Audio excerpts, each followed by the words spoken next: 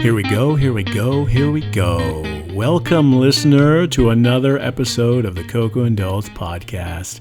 We're real people with real reviews. I'm not Coco. And I'm not Dalts. And boy, do we have a surprise for you today on this episode of the podcast. Coco, what are we talking about today?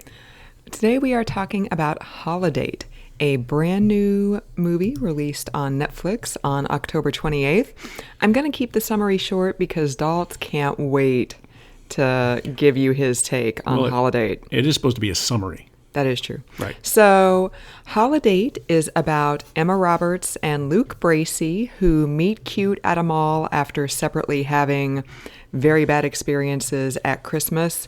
They decide to be each other's holidates, which means they're not dating, they're not friends with benefits, they don't even really talk to each other except on major holidays when they agree to a no-strings-attached arrangement to just be each other's dates for all holidays, including Cinco de Mayo, Arbor Day, Labor Day, Valentine's Day. Arbor Day? Well, it wasn't mentioned, but I assume it's in there because like Mother's Day was in there as well. Arbor Day. Yeah. So this is the story of how within a year they meet up, they're each other's dates, they get to know one another. He gets to know her family because he's Australian and he doesn't have any family here. So I'm not going to spoil the ending now, but I will in a moment. I think you could probably guess what the ending is, listener. Yeah, probably. So, Dalts. Oh, and I should also mention that the supporting cast is pretty good. It includes Frances Fisher as Emma Roberts' mom, Kristen Chenoweth as her single, slutty Aunt Susan. Who came up with the idea? Yeah, who is the person who originally told Emma Roberts about the idea for Holidates. Jessica Capshaw as her sister. Alex Moffat of Saturday Night Live as her brother-in-law. Oh, yeah. What's that guy's name?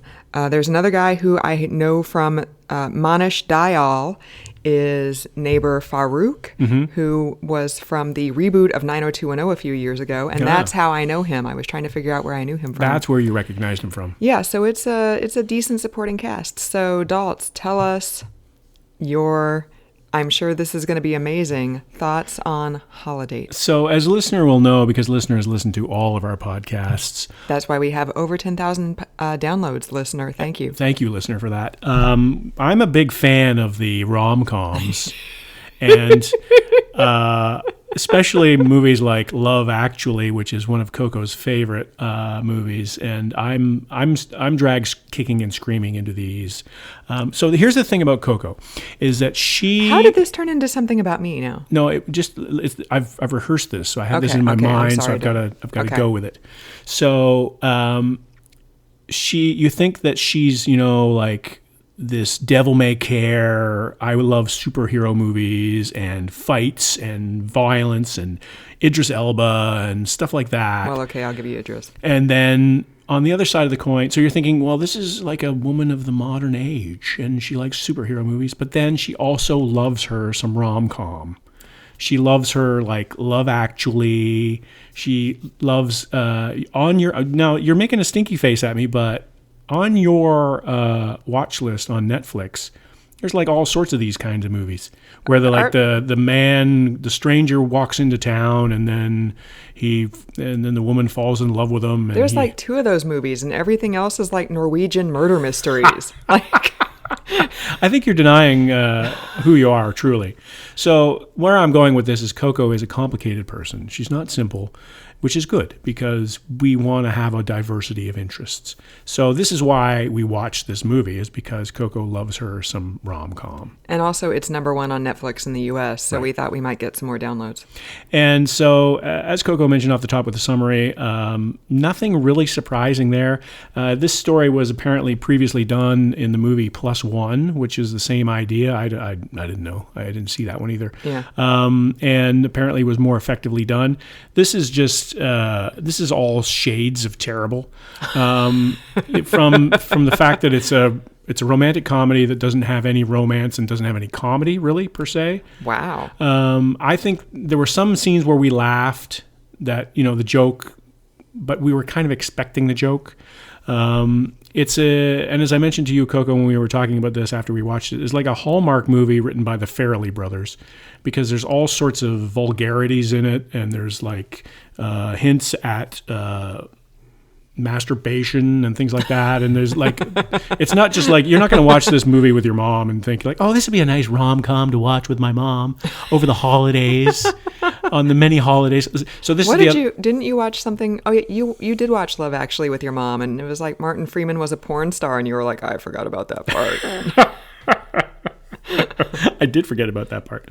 And the other thing about this movie is that I think what they're trying to be transparent, or perhaps their motives are pretty clear, and that they want people to fall into the tradition of watching this on every holiday, because you've got your traditional Christmas movies, you got your traditional Thanksgiving movies, you got your traditional other movies. So now Arbor Day, which it didn't even occur to me. So now Arbor Day, Cinco de Mayo, Earth Day, 4th of July, St. Patrick's Day, 4th of July. They were all touched on in some way, shape, or form. But I thought it was interesting. I was reading an online review about it, and I said, like, is St. Patrick's Day really a holiday you need a date for?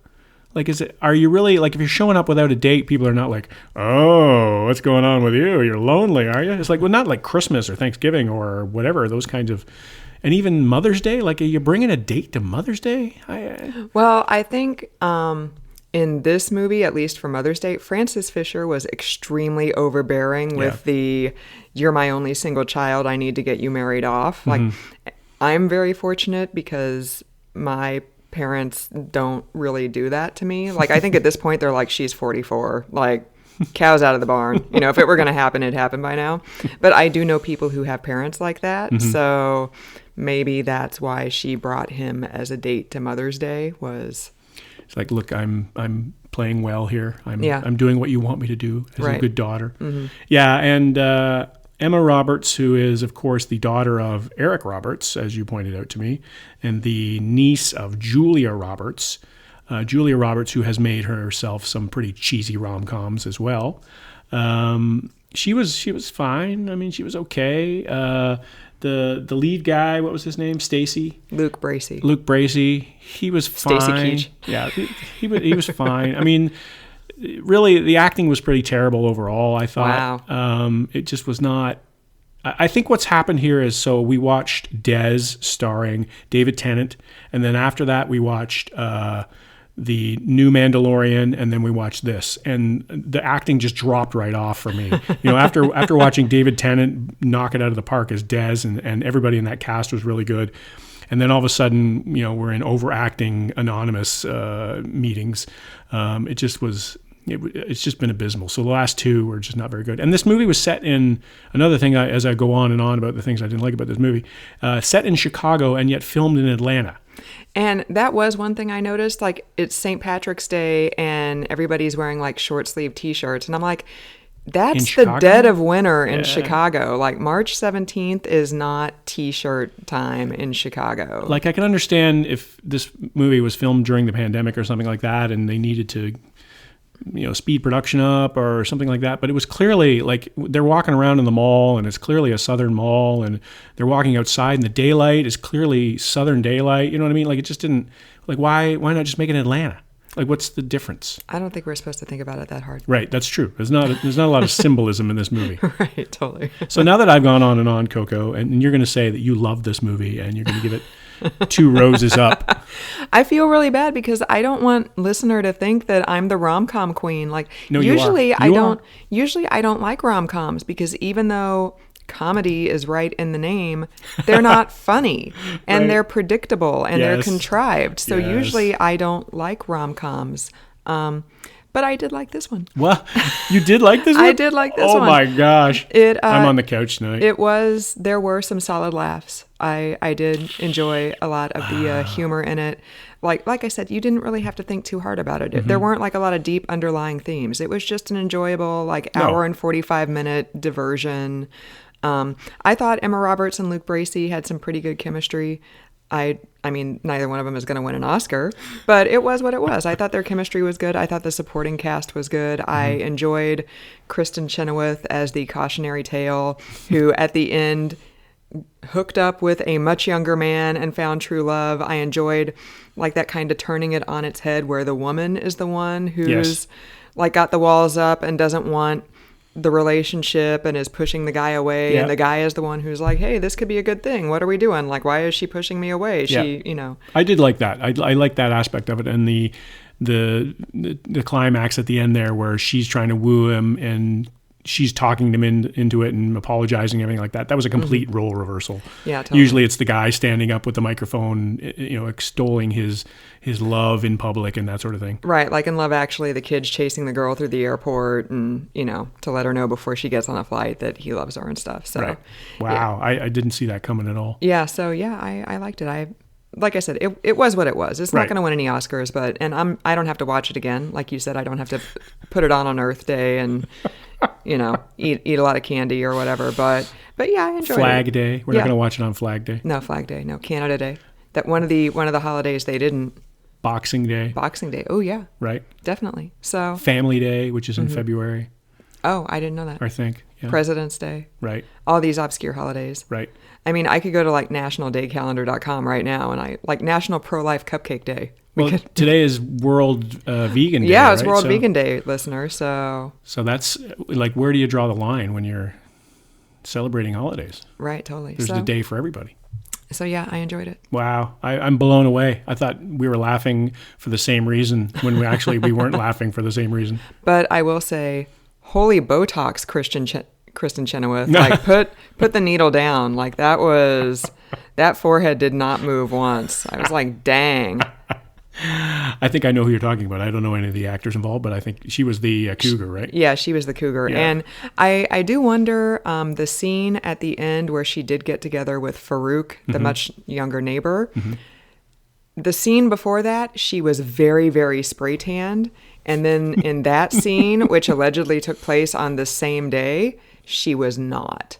So I don't know what kind of like audience research they did to go back and do reshoots and do that scene and insert it so that she would maybe be a more sympathetic character. Like maybe the audience, but yeah, she was rocking like the Trump tan for the whole movie. And then in that scene, she wasn't. So yeah, now that you mentioned it, I do recall that she was a little bit more muted. Maybe we were having more sympathy for her character. Yeah. With the muted skin tone because she didn't look like she was from Mars or something like that. Yeah, totally. So. Yeah. Well, so would you recommend this then, I guess, to listener? Yeah, I would recommend it. Why not? Wow. I mean, it's only an hour and 45 minutes. It goes by, they maybe could have cut 15 minutes off it or whatever, but it wasn't ever draggy. Mm-hmm. It wasn't like I was sitting there looking at my Fitbit going, oh God, can these two just hook up already? Like we know they want to, Jesus Christ. We know where this boat's going. Right. Yeah. Wow. I'm stunned, listener. I'm stunned. I'm going to rethink my whole direction in life now. I think I might sue you because you've defamed me by saying that I'm a rom-com lover. I am not a rom-com lover. You are in denial about that. No, Every I'm time not. we're going through the what's that one? And then we go over and we look at the details. It's like, put that on my watch list. Then why does Netflix always want me to watch murder shows? Because we have like 12 murder shows in your watch list. That's why. Because like everything in my watch list is all crime shows, not rom-coms. All right. Well, we'll agree to disagree then. I think you are on the couch. And on that note, for a change of pace. So thanks for joining us, listener. Do you want me to tell them where they can find us, or do you just want to get this over with? No, let's just get this over with so I can start packing my bags. All right. So for another episode, thanks for listening. I'm not Dalts. And I'm not Coco.